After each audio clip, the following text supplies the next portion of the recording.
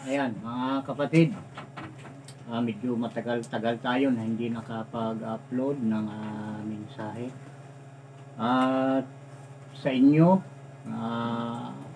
nararating ang aming mensahe na mula sa ating Ama. Ano man ang inyong katayuan sa buhay, saan man kayo naroroon, kayong mga matyaga na nanonood at importante nakikinig sa palatuntunan ito, ang biyaya, awa at kapayapaan na mula sa ating Ama sa pamamagitan ng Espiritu ng kanyang panganay na anak na si Isa na ating Panginoon ng mga Panginoon at ating Hari ng mga Hari ay sumainyo nawang lahat. Siya nawa at siya nawa. Siya nawa. Ito mga kapatid ay araw na naman ngayon ng Sabado, kagaya ng ating nabanggit sa tuwing tayo ay pangsamantalang namamaalam dito sa programang ito, na tayo ay muli at muli ay magkikita-kita sa ganito ring oras at araw. Ngayon araw ng Sabado ngayon mga kapatid, January 13 ba? Siya 24 tayo ngayon mga kapatid. Ito yung tinatawag na bagong taon na naman tayo, January, unang buwan mga kapatid ito sa ating panahon na ayon sa talaan ng mga buwan at taon, ito ay unang buwan at bagong taon at unang buwan, bagong taon na naman at unang buwan tayo. At dito, ang isa sa number 1 nating mga problema sa panahon itong kasalukuyan mga kapatid ay ang mga, sabi nila lalo ito yung bukang bibig ng ating gobyerno na marami ng pinapahirapan. Ang fake news, yan. Fake news, yung mga salita na walang katotohanan, mga balita na walang tunay at matibay na basihan. At lalo na mga kapatid, yung mga gawain ng mga hindi nararapat. Yun yung isa na pinakamatinding fake. Diba? Balita, kaliwa, kanan. Ang pinakamatindi yung mga gawain. Yung balita at medyo yan, medyo mapapalampas natin yung balita kung peke man, pero yung mga gawain kapag hindi nararapat marami ang nagagalit dyan, di ba mga kapatid, sa mga gawain masasama. Kaya kailangan alamin natin kung ano yung tama, para huwag tayong madamay, umakasama sa mga peke at mga hindi tama ang gawain. Naunawaan mo kapatid ang ibig kong sabihin. Mag-ingat tayo sa araw-araw sa ating pagsasalita at sa ating mga ginagawa. Magsasalita tayo, kailangan yung mga sinasabi natin merong basihan na yung ba ay tama, at yung mga ginagawa natin mga kapatid na ayon ba sa ating mga sinasalita. Dahil meron yung mga salita naman na tama pero yung gawa naman nila ay mali. Yun yung nakakalungkot. Dahil may salita din ng ating Panginoong si Isa dyan Sabi niya sa mga magagaling magsalita, ang mga pang-akit na pananalita. Sabi ng ating Panginoong si Isa dyan sa mga ganon, ay sundin ninyo ang kanilang sinasabi, subalit huwag niyong tularin ang kanilang ginagawa. Siya nawa. May mga ganon mga kapatid na magagaling magsasalita, akala mo ginagawa. Pero panuurin mo yung kinikilos nila sa araw-araw. Taliwas sa kanilang mga sinasalita. Katulad nung nabanggit natin kanina na fake news, faking balita, at importante yung gawa na may mga gawain na hindi nararapat. Kaya yung mga gawain na nararapat, yun ang atin tularin. Ngayon, paano natin malalaman kung ano yung mga gawain na nararapat tularin, mga kapatid, tuladan, gawin? Magbase tayo, mga kapatid, sa 10 utos. 10 utos. Yun, nasa Exodo 20. Andun, doon mo malalaman yung mga nararapat gawin sa araw-araw, mga kapatid. Dahil unang-una na matutuwa sa atin ang ating Ama na lumikha sa atin. Saka lang matutuwa naman sa atin yung ating kapwa na nilikha kung mapatunayan nga nila na yung ginagawa ng bawat isa sa atin ay utos talaga ng Ama. Yun yung patunay, yung kung nasaan yung mga utos kasi nakakuan yan pirmado yan nakasulat talaga yung mga legal na utos na dapat gawin. Diba? Yun, ito yung ating palaging binabanggit at sana ay matutuhan ng lahat. Pag-aralan at dito lamang ito matatagpuan, mga kapatid. Dahil mismong sa gobyerno natin dito sa Pilipinas, ay tayo Pilipino, mga kapatid, ay napakarami ng magagaling magsalita, pero manood kayo at makinig ng mga balita ngayon, mga kapatid. Diba, pag sinabing ikaw ay may tungkulin, kagaya ng ikaw ay isang mayor, diba? Ikaw ay isang gobernador o kaya ay kapitan o yung mga may tungkulin, pinakamababa nga tanod diba? Barangay tanod. May mga tungkulin. Barangay tanod, kumbaga sa syudad kuan yun, pulis, diba? Siyanawa. Pulis yun pulis barangay. Yung barangay tanod. Pulis ng bayan naman, yung mga tanod naman ng bayan, ayun yung mga pulis, di ba? Pero magtataka ka, mga kapatid, ilang daan yung mga pulis na yung may kaso. Diba? Dapat sila yung nagkakaso sa mga hindi gumagawa ng tama Ang problema ngayon, sila yung may mga kaso. Ang dami. Kulang-kulang atang 300, mga kapatid. Ay, may mga kaso. Kapulisan. Nakakahiya, mga kapatid. Itinuring ka na taga-pamayapa ng iyong bayan. Barangay o bayan. Basta pulis ka ng isang bayan, sakop mo pati barangay. Sakop mo lahat. Under mo yung mga barangay tanod. Kaya ikaw ang dapat magpakita ng huwarang mga gawain. Mga tama talaga. Kaya ngayon, sabi nung pinakamataas na kapulisan, may uubusin natin yung mga tiwaling pulis. Yan maganda ako. Dahil yan talaga ang dapat ubusin yung masasama. Yan. Palitan ng mga mabubuti. Doon ako natutuwa sa mga ganong gawain at sana yung salita nila ay kanilang mapanindigan ang gawin nila.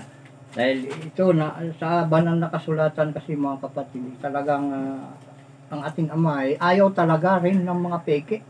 Yung mga kasinungalingan. Kaya nga siya ay mayroong 10 utos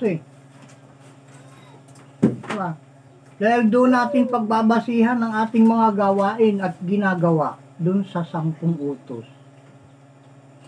Para wala tayong matanggap na kapulaan sa Ama. Walang kaparusahan na mangyayari kapag nasunod yung 10 utos. Katulad sa kapulisan, mga kapatid, ano ba yung kanilang mga sinumpaan? Diba? Eh, wala namang matinong tao na naghahanap ng masama. Basta matino kang tao, ang hangad mo palagi mabuti at tama. Diba, mga kapatid? Ngayon, yung mga gumagawa ng masama ay lumalabas ngayon na natutupad yung utos ng ating Ama na sinabi sa aming dasal, mga kapatid, na malipol nawa ang mga makasalanan sa lupa at mawala nawa ang masama.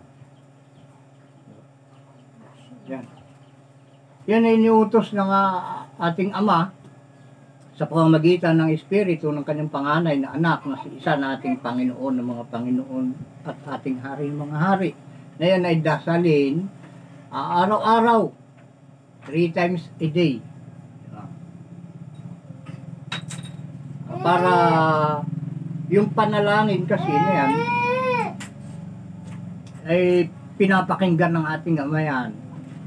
Kung sino yung pag nakarating na dun sa eksaktong dami ng mga tao na hinihiling ng ating Ama na maging matuwid, humihiling na mawala yung mga masama, malipol ang mga makasalanan, kahit may 10 lang, mga kapatid, na magdadasal patungkol sa mga bagay na 3 times a day. Dadasalin mo yan. Malipol yung mga makasalanan sa lupa. Mawala ang masama.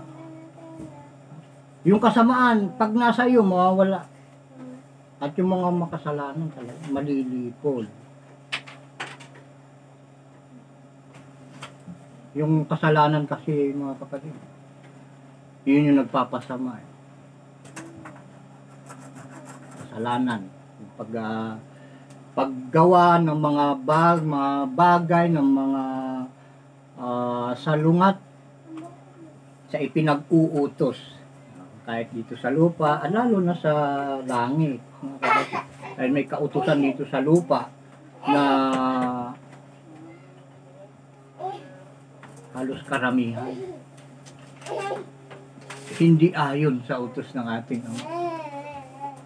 Kagaya nung mga batas na yan ay ipinagmamalasakit ng ating gobyerno yung bata. Diba? May limitasyon yan sa Ama, mga kapatid, kung sino yung dapat na bata na ipagmamalasakit, mga kapatid. Ang nababanggit sa banal na kasulatan, maliit na bata ang dapat ipagmalasakit kaysa batas ng gobyerno. Ano ba yung minor de edad di kanila?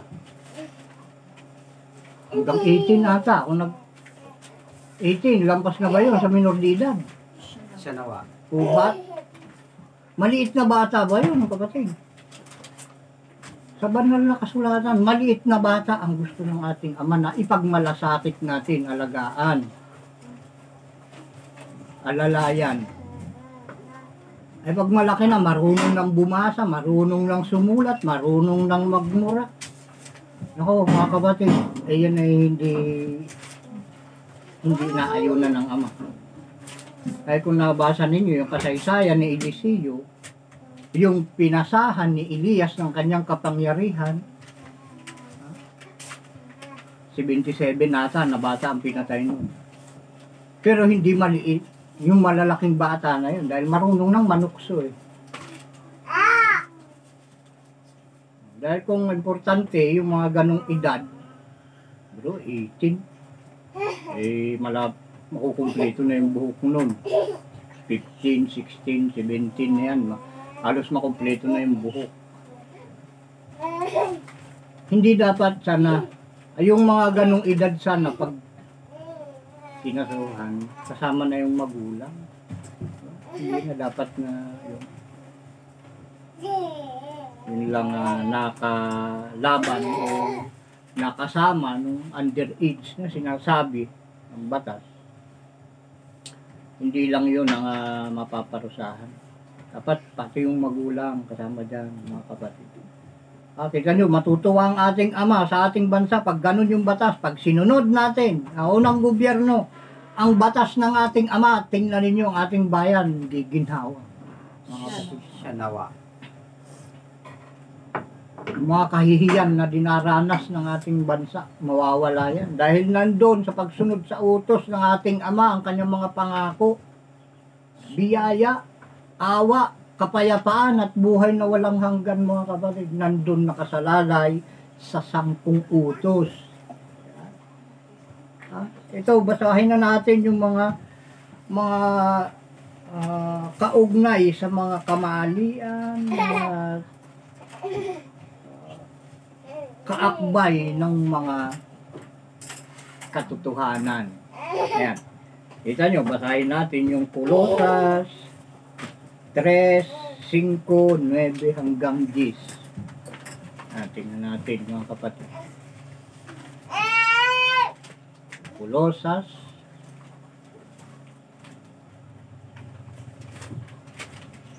Yan, Kolosas.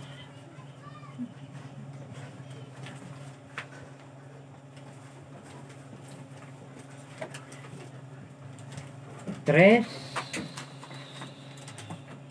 5 hanggang 10.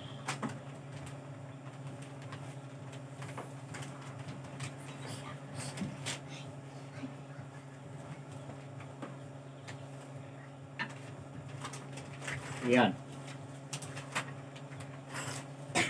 Kailangan ay alisin na natin yung mga kasinungalingan na yan, kung ano-anong mga hindi totoo, alisin na natin. Ibig sabihin, alisin, patayin na natin. Yung mga hindi tamang gawa, pag sinabing patayin na, wag na nating gawin pa. Wag na nating pakilusin yung mga kasinungalingan, mga gawain, at mga kaugalian na hindi naman ipinag-uutos ng ating Ama. Yan. Yan, Kolosas 3, 5 hanggang 10. Basahin natin mga kapatid. Patayin nga ninyo ang inyong mga sangkap ng katawang nanga sa ibabaw ng lupa. Yan. Pakikiapid. Di ba, pakikiapid, sabi ng ating Ama, huwag kang makikiapid. Karumihan. Yung karumihan kasi, yung karumal-dumal, yun yung mga pagkain. Isa na yung baboy, yung mga isda na walang kaliskis. Marumi yun, karumal-dumal. Tapos yung pagkain ng dugo, karumihan. Masasamang pita, yung masasamang pananalita, yung mga pagmumura na yan. Masasamang nasa, yung mga hangarin sa buhay. Magnanakaw ka para guminhawa, ninanasa mo na ikaw ay yumaman, magnanakaw ka, mangdadaya ka. Yun yung masasamang nasa at kasakiman. Yung kahit hindi sa iyo, gusto mong kunin. Pag nanakaw, yun yung isa sa kasakiman. Tapos, yung pagsamba sa mga Diyos-Diyosan. Diba? Yung pinapatanggal ng ating Ama yan. Na dahil sa mga bagay na iyan ay dumarating ang kagalitan ng Diyos sa mga anak ng pagsuway.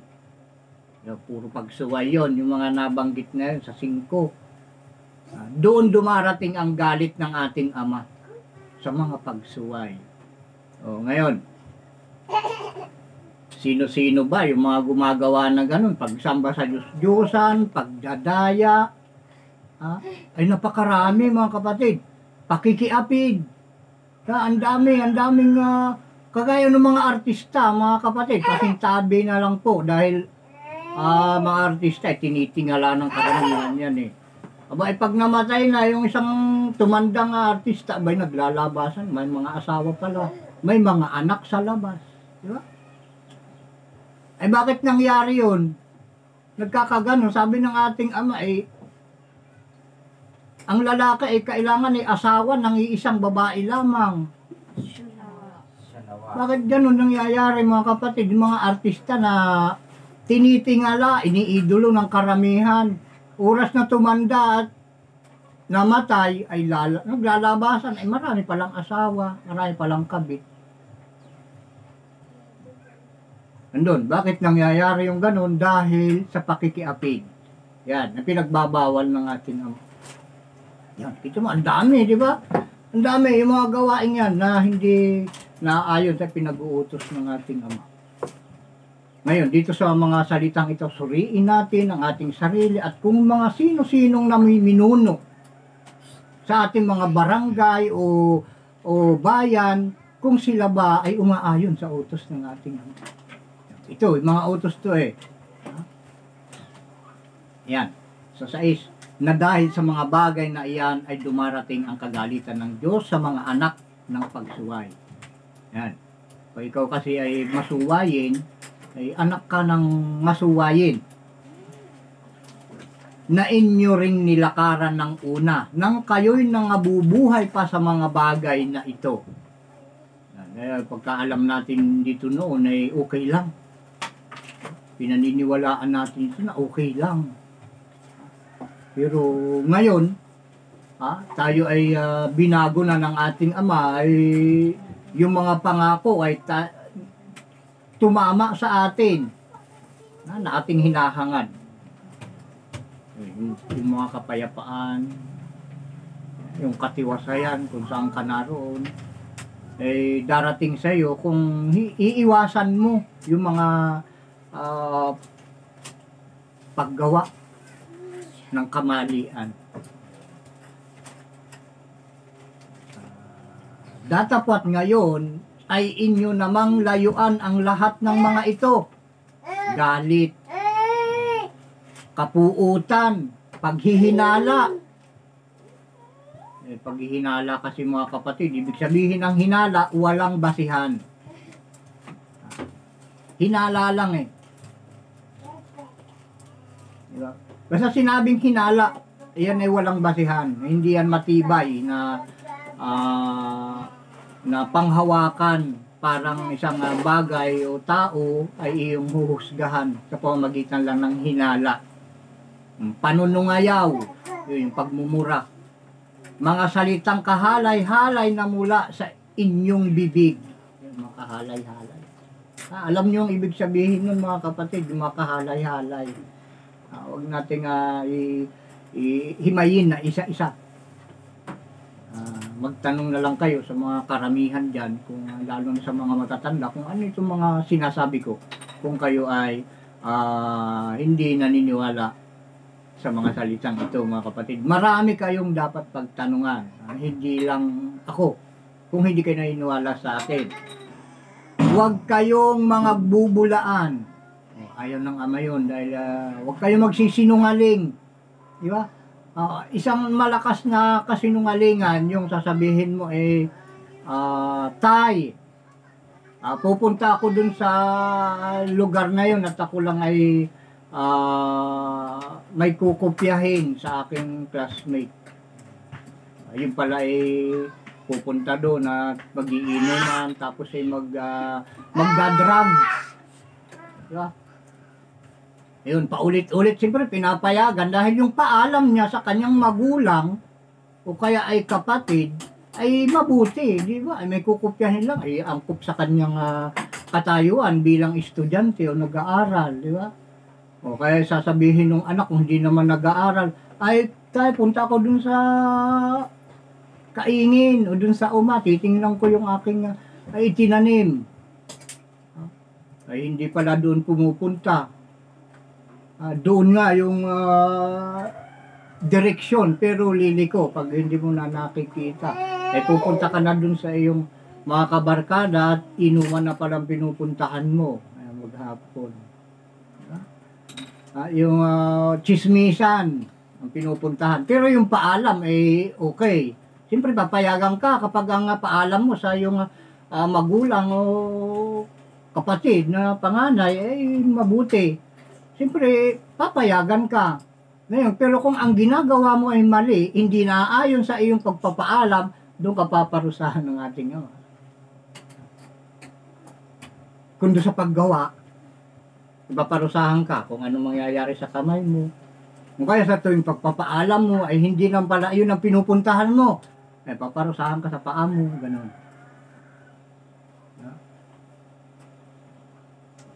Basta kasinungalingan, ayaw ng ama sa panahon ngayon. Ang gusto ng ama ngayon, totoo lang. Tapat ang ating ama. Kaya tayo, kung ano ang sinasabi natin, kung ano ang pinapaalam natin, yun ang ating gawin. Maging tapat din tayo sa ating mga sinasabi. Siya nawa. Para hindi tayo maparusahan. Dahil ang galit ng ama, nabanggit nga natin dito sa number 5, ay sa number 6, ay dumarating sa mga taong masuwahin.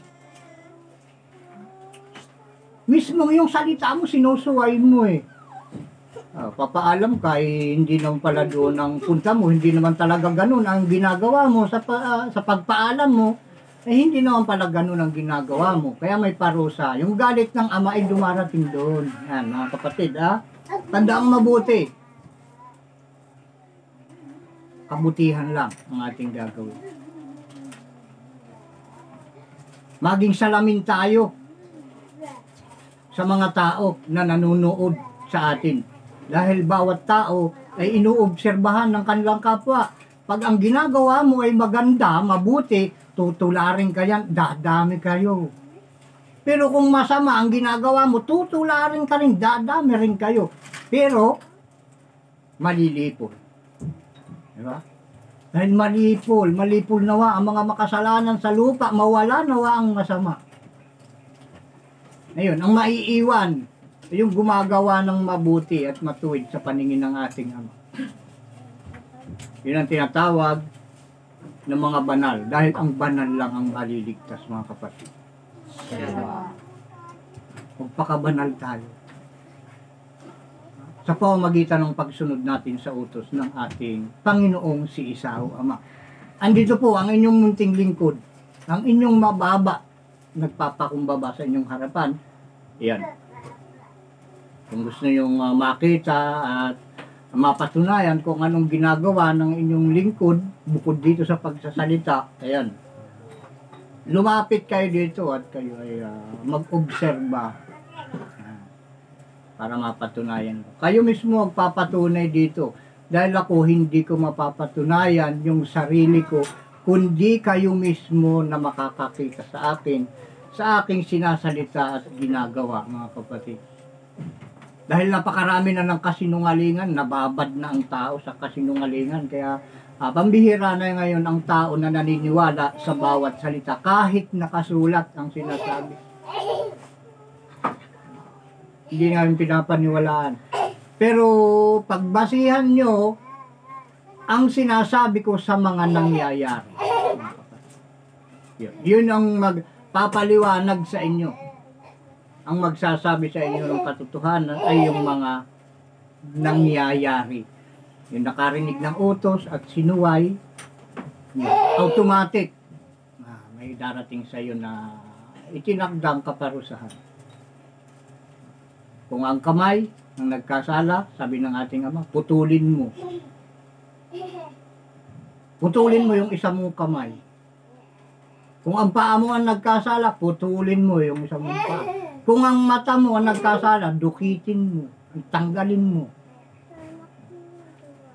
Ngayon, gagawin ng ating Ama yan.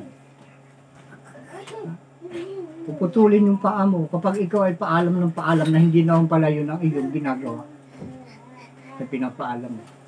Yung paggawa, kung ano yung gagawin ng iyong kamay, papaalam mo na gano'n gagawin mo, hindi pala gano'n, puputulin ng ating Ama yan. Dahil yun yung sumpa. Sumpa yun. Dudukitin mo. Ibig sabihin ng ating Ama, dudukitin mo dahil kung ano yung ginawa mo, yun ang mangyayari sa'yo. Kaya kung ang mata mo nagkasala, dudukitin yan ng ating Ama. Yung sa ginawa mo, matatanggal yung mata mo dahil yung mata mo ang ginagamit mo sa paggawa ng kasalanan. Yung paa mo, puputulin din ng Ama yan. Kapag yan ay ginamit mo sa paggawa ng kasalanan. Yan. Ginawa ng ating Ama yung kamay, paa, mata, bibig, upang maglingkod sa Kanya, mga kapatid. Hindi yan nilikha ng ating Ama na sangkap ng ating katawan upang sirain ang Kanyang kautusan. Yan ang nilikha ng ating Ama, binigay niya sa atin upang ang kautusan niya ay ating pangalagaan, mga kapatid. Paa, kamay, mata, bibig. Gamitin natin yan sa paglilingkod sa ating Ama. Naunawaan niyo, mga kapatid? Yan. Asan tayo kanina? Huwag magbubulaan. Sa 10 tayo. At kayo'y mga bihis ng bagong pagkatao.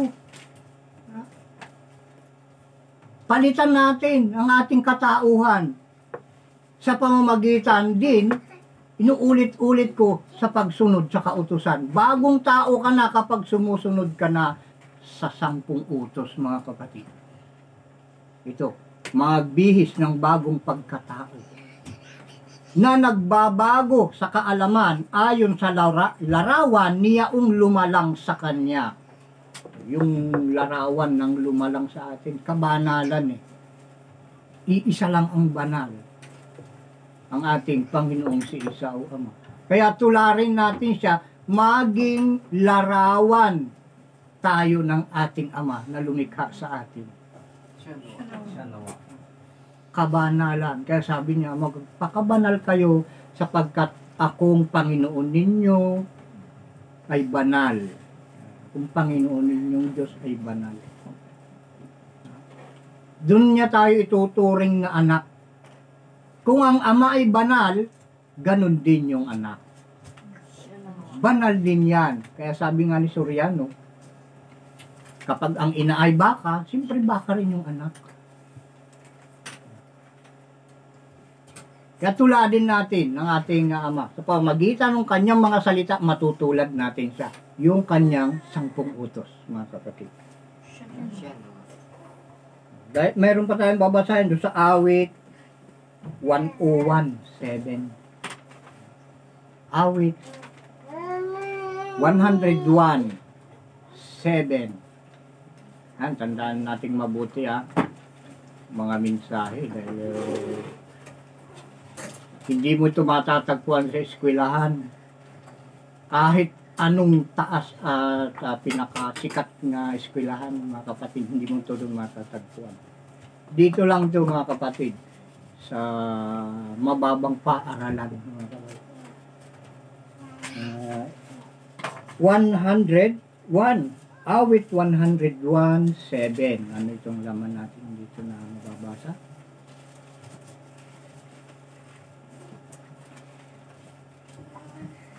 Ito ang sabi ng ating Panginoong Isa. Siyang gumagawa ng karayaan ay hindi tatahan sa loob ng aking bahay. Siyang nagsasalita ng kabulaanan ay hindi matatatag sa harap ng aking mga mata. Yung mga nagsasalita ng kabulaanan, yung karayaan kasi, yung kung ano yung gusto mo, yun lang ang ginagawa mo. Yun yung karayaan. Diba?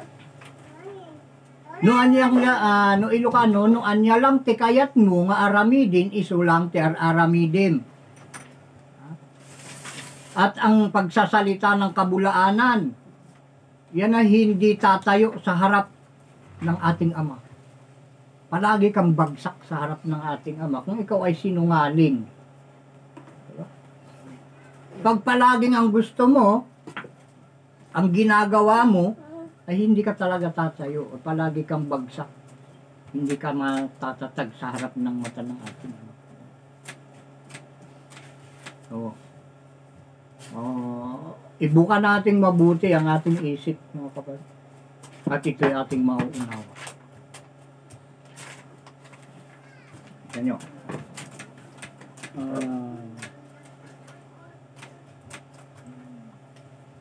Kailangan ang bawat namiminuno sa mga samahan, kailangan ay hawak-hawak o dala-dala ang 10 utos, mga kapatid, dahil ito yung katotohanan. Ito yung katotohanan. Walang kasinungalingan dito sa 10 utos, mga kapatid. Yung iba hindi naniniwala dito dahil sabi nila ay may bagong tipan. Ika simula sa Mateo. Hindi na sila naniniwala sa 10 utos. Ay ano yung ating palaging binabanggit, mga kapatid, na nakasulat dun sa mga gawa 3:22-23. Diba? Yung susuguin ng ating ama na propeta na kagaya ni Moises. Diba? At pagkagaya ni Moises ay 10 utos din ang dala nun, mga kapatid. At yun ay nakasulat sa gawa, aklat ng mga gawa. At yun ay sakop sa tinatawag nila na bagong tipan. Diba? Dahil yung bagong tipan, ika nila ay Matthew hanggang sa Exodo. Pasensya na mga kapatid. Apokalipsis o pahayag. Pahayag ba yun? Siya nawa. Ay yung mga gawa, mga kapatid. Ngayon, hindi ko kayo masisisi sa bagay na yan kung ganun ang inyong pananaw.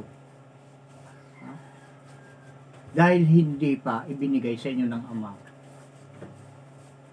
ang katotohanan. Ngayon, yung katotohanan, ibinigay sa akin at ibinabahagi ko sa inyo, mga kapatid. Kaya makinig kayong mabuti sa bagay na ito, sa programang ito. Ito ay para sa inyo na nakikinig. Hindi ito para sa akin, mga kapatid. Hindi ito para sa ating Ama. Ha? Ito'y para sa mga nakikinig. Dahil ang ating Ama ang nagbibigay sa mga nakikinig at tumutupad ng kanyang mga salita. Nasa kanya ang ganting pala, mga kapatid, kung tayo ay susunod sa kanyang mga utos. Kaya ang unang-una na dapat dito na hahawak talaga ay yung mga pinuno, mga namumuno, yung may takot sa Ama. At kung ikaw ay may takot sa Ama, mga kapatid, hawak mo ang 10 utos. Kung ikaw ay may takot sa Ama. Dahil yan ang inuutusan ng ating Ama na mamumuno. Yung matatakutin sa Diyos. Nakasulat yan, mga kapatid. Yun ang dapat mamuno. Dahil pag hindi mo ito hawak, labas ka sa 10 utos, ay masakit pakinggan, mga kapatid, na ikaw ay isang sinungaling ubulaan, mga kapatid. Teka, may babasahin tayo. Kawikaan 29:12. Babasahin natin.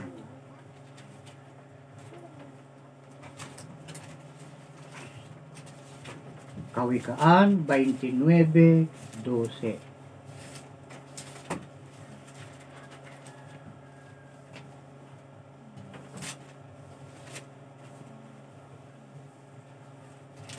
Diba?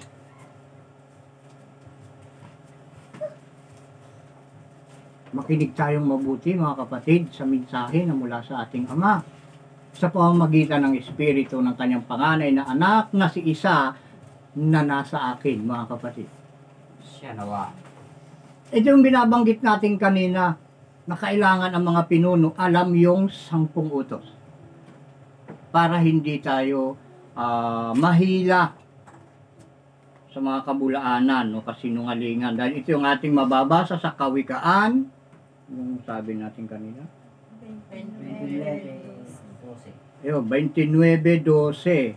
Ito ating susulatan, mga kapatid. Kita nyo, mga kapatid, basahin natin. Ito'y tapat at totoo. Kung ang puno, alam mo yung puno, mga kapatid, yun yung mga namiminuno. Yun yung mga pangulo. Ha? Kung ang puno ay nakikinig sa kabulaanan, lahat niyang mga lingkod ay masasama. Ito yung mga kapatid. Kaya sino yung naglilingkod? Sa pinuno na sinungaling. Kasinungalingan ang pinaggagawa. Sabi ng ating Ama, huwag kang sasamba sa Diyos-Diyusan. Yan yung pambansang kasalanan, mga kapatid. Yung pagsamba sa Diyos-Diyosan. Ngayon, sino yung mga pinuno ngayon na sumasamba sa Diyos-Diyosan? Yan ay kabulaanan, mga kapatid. Yang Diyos-Diyosan, kasinungalingan yan. Ha? Sino nga ang pinuno, namiminuno na sumasamba sa Diyos-Diyosan, mga kapatid? Napakarami. Mga kapatid, napakarami. At ano ang sabi ng ating Ama? Pag gumagawa ng kabulaan ng isang pinuno, isang puno, ito yung ating binasa, Kawikaan 29:12. Kung ang puno ay nakikinig sa kabulaanan, lahat niyang mga lingkod ay masasama. Tignan nyo. Hatulan ninyo sinasabi ng inyong mababang lingkod, mga kapatid.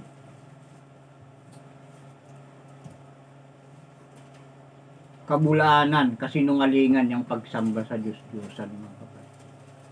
Ngayon, lahat ng naniniwala sa iyo, kung ikaw ay pinuno na sumasamba sa Diyos-Diyosan,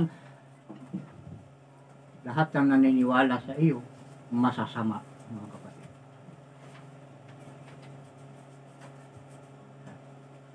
Suriin ninyo, pag-aralan ninyo itong mga sinasabi ko, pakiramdaman ninyo yung mga pinuno na naniniwala sa mga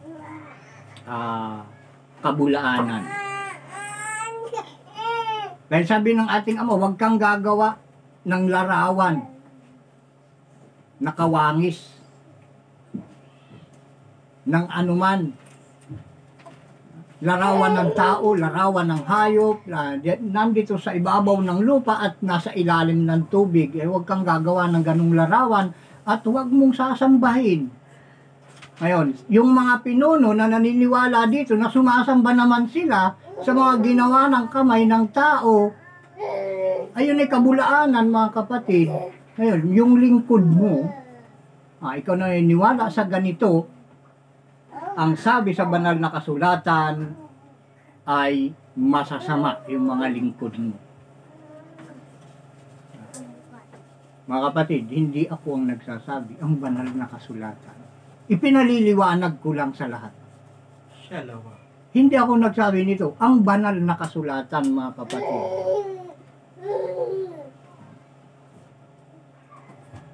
Di ba, malungkot isipin na ganun ang sanglibutan, mga kapatid.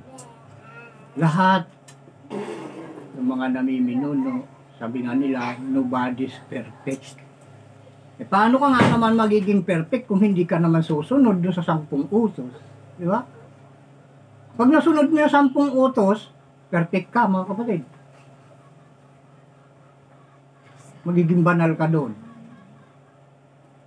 Kaya hanggat hindi mo na perfect yung 10 utos, sasabihin mo talaga, nobody's perfect.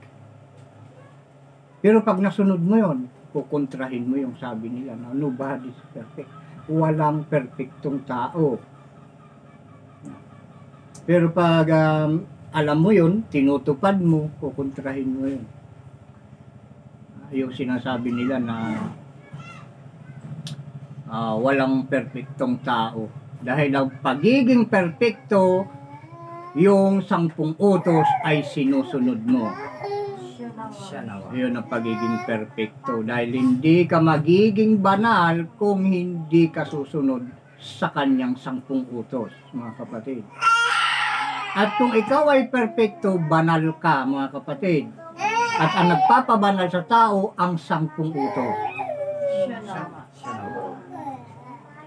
Sana malinaw, mga kapatid, itong ating mga mensahe na nababanggit. Anong oras na tayo? 44. Ayan, doon pa sa Jeremias 10:11 hanggang 15. Kabanti tayo, mga kapatid.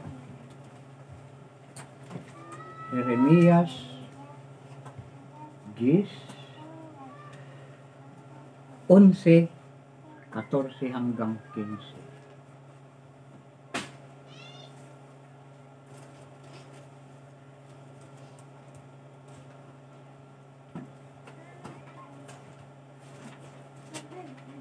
Yeah, pakinggan yung mabuti mga kapatid.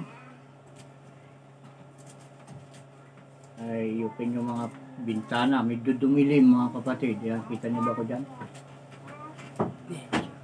I-open nyo lang yung mga bintana para lumiyaw. Nag-brown out mga kapatid.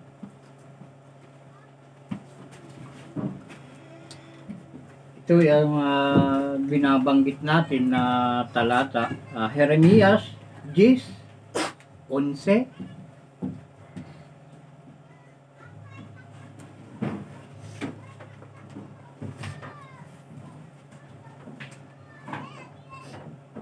Sa inyo mga kapatid yung ating tinandaan nyo sanang mabuti yung ating binanggit kanina. Yung mga naniniwala sa mga Diyos-Diyosan. Katatapos lang ata mga kapatid yung sinasabing pahanik. Di ba? Naku, pinanood ko ang sandali. Tingnan yung mga tao parang uod, nag-aakyatan. Kadaming nababalian mga kapatid. Yung sa pagsamba doon sa Diyos-Diyosan. Di ba? Ayun kasinungalingan yan, kabulaanan yan mga kapatid. So ito, babasahin natin, Jeremias 10:11 hanggang 15. Sige, basahin na natin. Ganito ang inyong sabihin sa kanila. Ang mga Diyos na hindi gumawa ng langit at ng lupa, ang mga ito, ang mga lilipol sa lupa at sa silong ng langit. Yung mga Diyos pala na hindi gumawa ng lupa at ng langit, yun yung mga malilipol. Yung bagang sinasamba ng mga tao, mga kapatid. Yung tinatawag na pahalik, yung black, ano ba yun? Black Nazareno. Gumawa ba yun ng langit at lupa? Isipin nyo mabuti mga kapatid. Marunong ba yung kumilos? Yung rebulto na yun na itim na Nazareno ang tawag nila doon. Magalit na gustong magalit. Pero yung katotohanan na hindi nyo to kayang pigilan sa akin mga kapatid. Dahil ito ang papel ko sa sanglibutan. Katotohanan ang sinasabi ko. Katotohanan mula sa ating Ama na sa atin ay lumikha at lumikha ng lahat ng mga bagay na nakikita at hindi nakikita. Yun ang aking pinaglilingkuran dito mga kapatid. Siya ang nagtayo sa akin. Siya nawa. Kaya ito mga kapatid, inuulit ko. Ganito ang inyong sabihin sa kanila. Ang mga Diyos na hindi gumawa ng langit at ng lupa, ang mga ito ang mga lilipol sa lupa at sa silong ng langit. Siya nawa. Ito di kabulaanan na yung Diyos na yun. Sasambahin mo, ay malilipol pala yun. Samantalang ang Diyos ay nagliligtas at nanglilipol ng mga masasama. So, tandaan nyo mabuti mga kapatid, itagaan nyo yan sa kahit saan nyo gustong itaga na mamarka. Itagaan nyo sa bato o kaya sa bakal, yung salitang ito mga kapatid. Tuloy natin doon sa 12. Kanyang ginawa ang lupa sa pamamagitan ng kanyang kapangyarihan. Kanyang itinatag ang sanglibutan sa pamamagitan ng kanyang karunungan. At kanyang iniladlad ang langit sa pamamagitan ng kanyang pagkaunawa. Pagka siya'y naguutos, may hugong ng tubig sa langit. At kanyang pinaiilang lang ang mga singaw na mula sa mga dulo ng lupa. Siya ay nagpapakidlat para sa ulan at naglalabas ng hangin mula sa mga kinalalagyan. Bawat tao ay naging tampalasan at walang kaalaman. Bawat panday ay nalagay sa kahihiyan sa kaniyang larawang inanyuan, sapagkat ang kanyang larawang ginawa o binubo ay kabulaanan. Kabulaanan, yung mga gawang larawan na sinasamba. Yan, nakasulat. At hindi humihinga ang mga yaon. Humihinga ba yun? Yung Black Nazareno mga kapatid. Pakiramdaman nyo kung yan ay humihinga. Diba? Kabulaanan. Kaya sabi nga natin kanina doon sa ating sa Kawikaan 29:12, kung ang puno ay nakikinig sa kabulaanan, lahat niyang mga lingkod ay masasama. Ay yung kabulaanan, yung rebulto mga kapatid. Yung nasa Rino na yan, nako, nasabi ko sa inyo. Ay baka sabihin nyo, sino kahit magsasalitang ito, napakakuan magsalita. Ay hindi na natakot, napakarami ng mga sumasamba niya. Ay sinasabi ko sa inyo mga kapatid, kakaunti lang ang maliligtas. Siya nawa. Siya nawa. At yung napakarami niya na sumusunod sa kabulaanan, malilipol mga kapatid, sinasabi ko sa inyo. Pero may panahon pa para magbago. Siya nawa. Kaya nga andito ang huling sugo mga kapatid eh. Pinapaunawa ko sa lahat. Kung ikaw man ay nakasama doon sa pagsamba sa Diyos, Diyosan na yan, pahalik-halik na yan. Narinig mo itong mensaheng ito, magbago ka, sumunod ka dito sa napapakinggan mo at matutuwa sa iyo ang ating Ama. Siya nawa. Patatawarin ka niya kung yun man ay pagkakamali na mga nagawa mo. Lahat ng pagkakamali, bumalik ka sa ating Ama, humingi ka ng tawad sa Kanya, at sa pamamagitan ng programang itong mga kapatid, matutulungan ka niya. Siya nawa. Maniwala ka dito. Sumunod ka sa mga sinasabi ng programang ito mga kapatid. At kailanman ay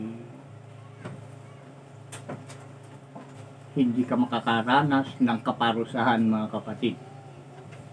Dahil ang pangako dito ay kaligtasan. Buhay na walang hanggan. Siguridad sa buhay mga kapatid.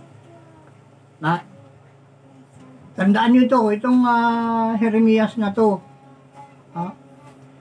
Ito yung kalaban ng dyablo mga kapatid. Kalaban ng demonyo ito. Itong nagsasalita sa harap nyo. Kakampi ito ng mabuti, matuwid. Ito yung kalaban ng dyablo. Ito yung kalaban ni kamatayan mga kapatid. Nasabi ko sa inyo. Ayan, nasaan na tayo? 15. 15 na, okay. Sila'y walang kabuluhan. Kita nyo, yung mga hindi humihinga ng mga larawan na ginawa ng tao, sila'y walang kabuluhan, gawang karayaan. Ang karayaan dahil yung ginusto lang ng tao eh. Katulad ng mensahe natin kanina, yung karayaan.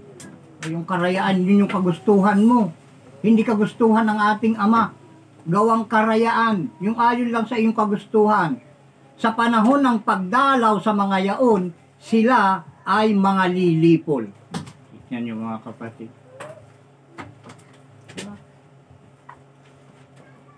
Kaya ito, yung mga naniniwala sa mga rebulto, ihanda na ninyo ang inyong sarili. Kung hindi kayo magbabago, hindi kayo susunod sa utos ng ating Ama na naririnig nyo dito sa programang ito, ihanda na ninyo ang sarili ninyo sa pagkalipol. Mga kapatid. Dahil ang banal na kasulatan na nagsasabi nito, ang may-ari ng buhay, mga kapatid. Ibig sabihin, pag nalipol, mamatay. Mawawala. Diba? Humanda na yung mga tao sa pagkalipol. Dahil yun ang inaasahan ng lahat. Sabi nga nila, lahat ay mamamatay. Pero kinukontra ko yun mga kapatid. Dahil ang salita ng ating Panginoong si Esau Ama ay tapat at totoo. Walang kasinungalingan sa kanya. Dahil sinabi niya, may buhay na walang hanggan sa lahat ng mga nakikinig at tumutupad ng kanyang mga salita. Siya nawa. Siya nawa. Mga kapatid. Ito yung matibay na ating pinanghahawakan, yung mga bagay na hindi peke, lalong-lalo na sa mga gawaing araw-araw mga kapatid. Kaya dito mo malalaman, dito mo makikita at mararamdaman yung tunay at totoo at mga katotohanan mga kapatid. Siya nawa. Walang kasinungalingan dito. Pag hindi ka naniwala dito, ikaw ang sinungaling mo. Pag pag hindi ka dito naniwala. Ayan na nga, mga kapatid. At napaka halaga ng mga mensaheng ito. At doon pa nga sa Kawikaan 10:28. Atras na naman tayo mga kapatid. Kawikaan 10:28.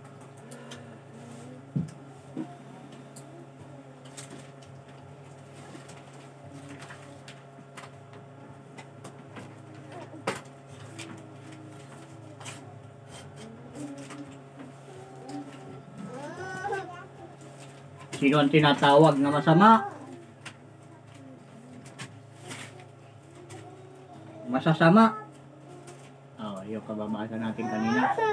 Ang tinatawag na masama ay yung mga naniniwala sa kabulaanan at kasinungalingan. Yun yung mga masasama, mga kapatid. Yung mga nakikinig sa mga kabulaanan at sumusunod sa kasinungalingan, yun yung masasama.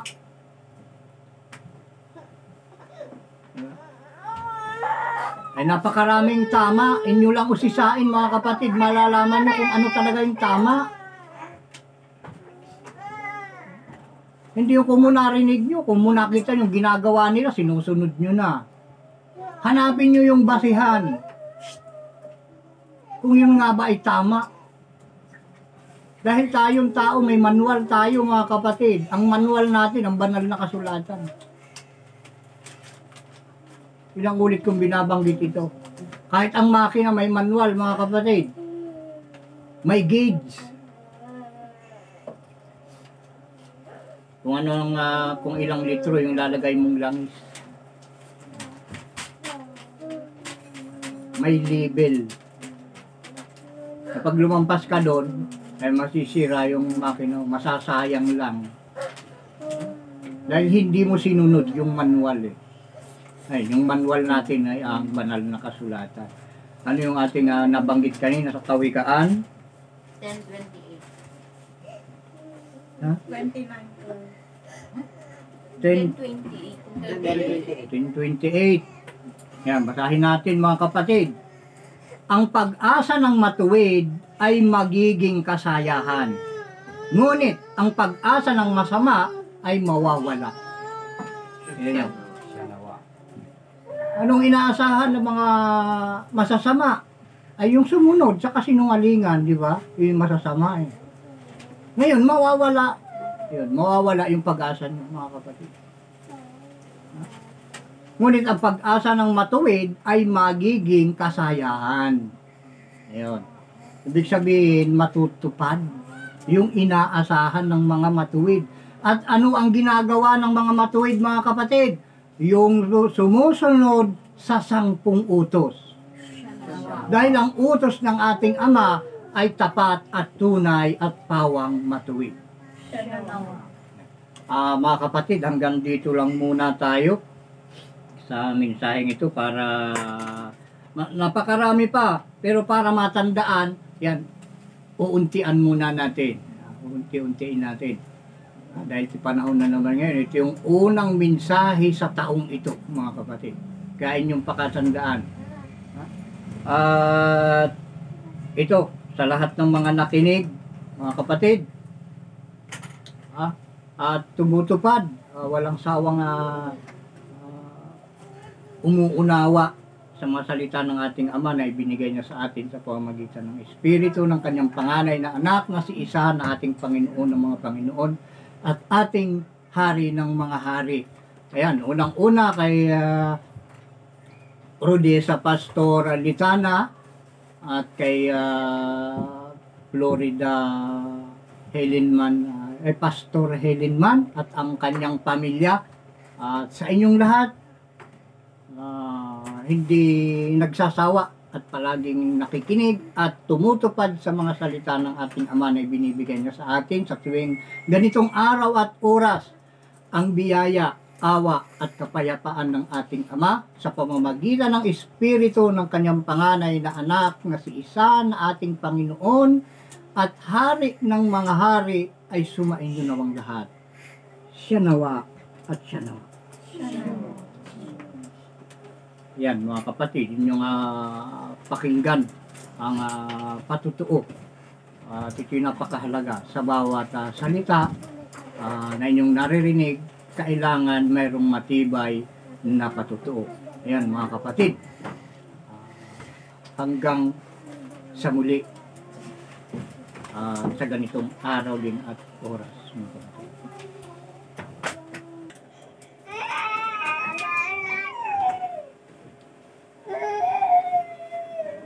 Tapos natin sabay tayo magpapatutuo. Kami po ay nagpapatotoo at sumasaksi na ang lahat ng mga salita na inyong narinig ay pawang katotohanan at pawang galing sa banal na kasulatan na mula sa bibig ng Sama ng Panginoon na si Isa, na anak ng tao, na sinugo ngayong huling araw, na ang mga salitang lumabas sa kanyang bibig, na sinugo ng ating Ama, na sa atin ay lumikha, at lumikha ng mga bagay na nakikita at hindi nakikita. Siya nawa at siya nawa.